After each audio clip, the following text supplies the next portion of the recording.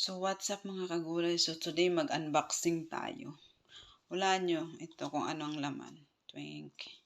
Wait guys, buksan na natin. So, ito ang bago kong relo watch. Sus, ang kamay ng uyayo.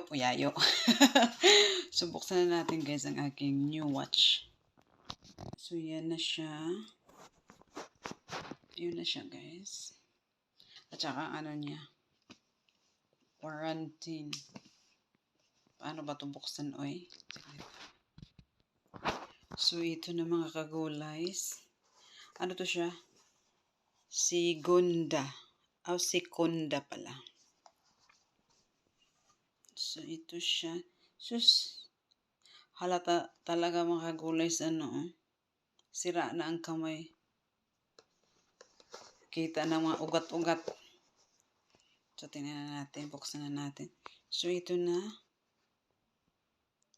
So, actually guys, mahilig kasi ako sa sa maliit na relo, tas ginto. Mga ganitong style. Yan siya. Yan ang niya. Balik na natin. Ayaw ko na sukatin. Tapos ito ang 3 years warranty siya.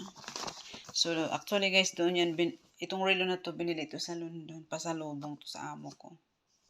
Yan, yung Argus Care guys, actually yun ang